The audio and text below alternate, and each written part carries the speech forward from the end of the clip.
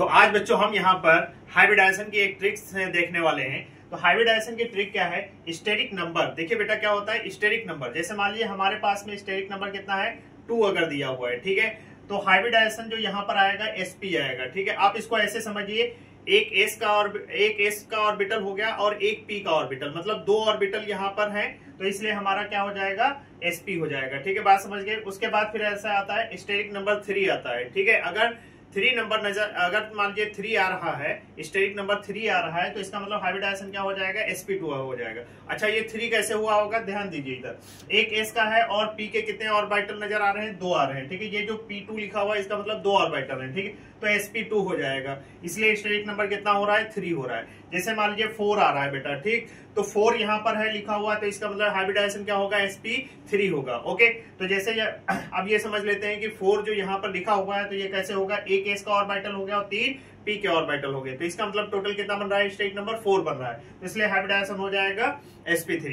उसके बाद आते हैं कि स्टेरिक नंबर अगर 5 दिया हुआ है आपके पास में, ठीक, तो स्टेरिक नंबर अगर 5 दिया हुआ है तो इसका मतलब यहाँ पर sp3d होगा, ठीक। अब sp3d को कैसे समझेंगे कि स्टेरिक नंबर 5 कैसे आएगा?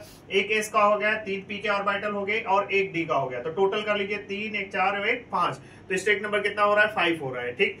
तो इसलिए जो है हाइब्रिडाइजेशन हो जाएगा sp3d हो जाएगा। स्टेरिक नंबर अगर आपके पास में 6 है, स्टेरिक नंबर कैसे है 6 है अगर, तो इसका हो जाएगा sp3d2। अब इसको समझ लीजिए, एक s का ऑर्बिटल 3 p के, टोटल कितने हो गए 4, और 2 आपके क्या किसके हो गए d के ऑर्बिटल हो गए, तो टोटल कितने बन रहे हैं 6 बन रहे हैं, तो इस वजह से क्या हो जाएगा sp3d हो जाएगा। उसके बाद आता है स्टेरिक नंबर 7 आता है, तो स्टेरिक नंबर 7 है, तो यहाँ पर देखिए sp3d3 हो जाएगा। क्या हो जाएगा बेटा sp3d3 हो जाएगा। तो इसको समझ लीजिए 3 p के ऑर्बिटल हैं हमारे पास और 3 हमारे पास में d के ऑर्बिटल, 3 3 6 और एक s का ऑर्बिटल हो गया, इसलिए स्टेरिक नंबर कितना बनेगा हमारा 7 बनेगा, ठीक। तो ये स्टेरिक नंबर के बेसिस पर यहाँ पर हाइब्रिडाइजेशन हमने बताया है। तो अगर आपको स्टेरिक नंबर आपको याद है, जैसे मान लिया 2 है तो आप समझ जाए sp होगा, अगर 3 है तो sp2 होगा, अगर 4 है तो sp3 होगा, अगर 5 है तो sp3d होगा, और अगर 5 हो गया उसके बाद फिर अगर मान लीजिए आपके पास में 6 है तो sp3d2 हो जाएगा, और अगर मान लीजिए आपके पास में 7 है तो sp3d3 हो जाएगा। इसको इस तरीके से लर्न करना